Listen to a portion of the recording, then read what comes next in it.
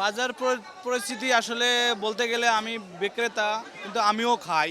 অন্য মৌসুমে, শীতের মৌসুমে সবজির দামটা যেরকম থাকার কথা এই বছর কিন্তু আসলে তেরকমটা বাড়ে নাই। ওখানেও অনেক কাস্টমার মূলা খাইতে হইতেছে 40 টাকা 30 টাকা কেজি, 1 কেজি পেঁপে খাইতে হইতেছে 40 টাকা 50 টাকা কেজি, 1 কেজি মিষ্টি কুমড়া খাইতেছে 40 টাকা 50 টাকা কেজি, কাঁচামরিচ 100 টাকা 120 টাকা কেজি। তাহলে সর্বাধিক তাকাইলে দেখা যাচ্ছে অন্য বছর তুলনায় এই বছর সবজির দামটা এখনও চড়াই আছে। আর যদি বলেন এটার মূল কারণ কি, সেটা হলো মূল কারণ কৃষি কিন্তু খুবই কমে গেছে আমার যা মনে হয়। কৃষি জমিও কমে গেছে, আবার কৃষিও তো কিন্তু অনেক ব্যয়বহুল। যেরকম কীটনাশক সারের কথা বলেন, ওষুধের কথা বলেন, কিংবা একজন শ্রমিক খেতে খাটাইতে গেলে যে টাকাটা লাগে, এই সমস্ত বিষয় হিসাব করতে গেলে কৃষকেরও কিন্তু অনেক ব্যয়, অনেক খরচ।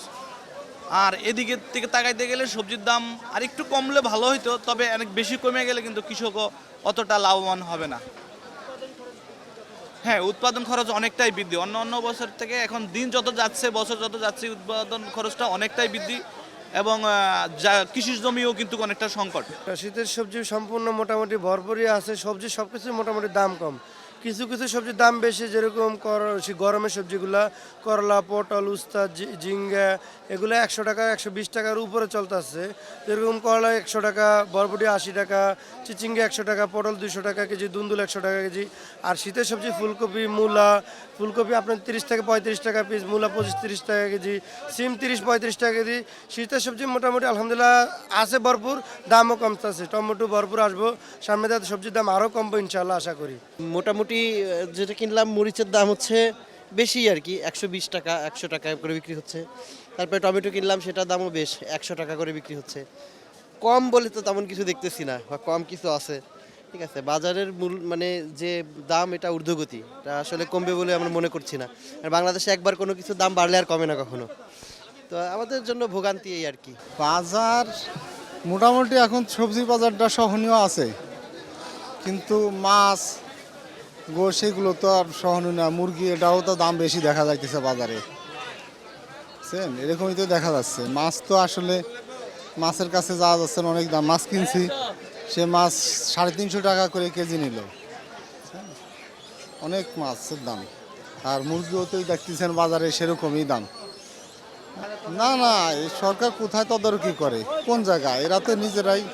না না, সরকার তো কাউকে আমি তদারকি করতে তেমন একটা দেখি না, মনিটরিং করতে দেখি না। কোথায়? মাঝে মাঝে ভোক্তা অধিকার দেখতাম আগে, এখন তাদেরও তো তেমন একটা খোঁজখবর পাই না। হ্যাঁ, এটা তো মনিটরিং প্রয়োজন। আমার মনে হয় কোনো নির্বাচিত সরকাররা হলে তারা হয়তো কোনো পদক্ষেপ নিতে পারে। এছাড়া এই সরকারের পক্ষে তো বাজার নিয়ন্ত্রণ করা সম্ভব না। বাজারের উদ্যোগতি আপনি বলতে এতদিন ভালোই ছিল, এখন 2 দিন ধরে বাজারটা একদম কম। যেরকম আমরা বাগুন বেচছি রাত্রে, গত 2 দিন আগে বেচছি 40-50, আজকে বেচছি 20 টাকা 22 টাকা। মানে মোটামুটিভাবে অর্ধেক দাম কমে আসছে গত কালকে রাত্রে আর কি। 2 দিন ধরে বাজারটা একদমই খারাপ। এর আগে আবার ঠিক ছিল, ভালো ছিল।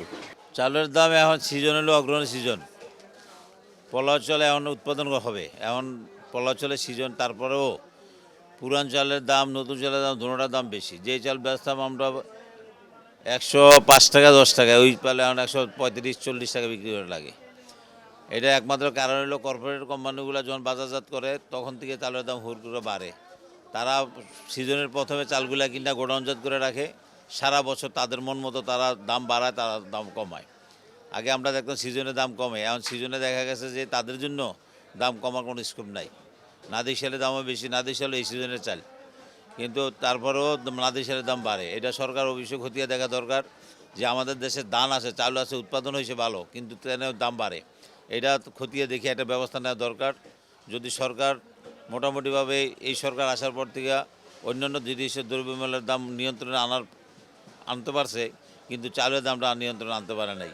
কেন আনতে পারে নাই, কাদের জন্য আনতে পারে নাই, এটা সরকার খতিয়ে দেখে একটা ব্যবস্থা নেওয়ার দরকার আমি মনে করি।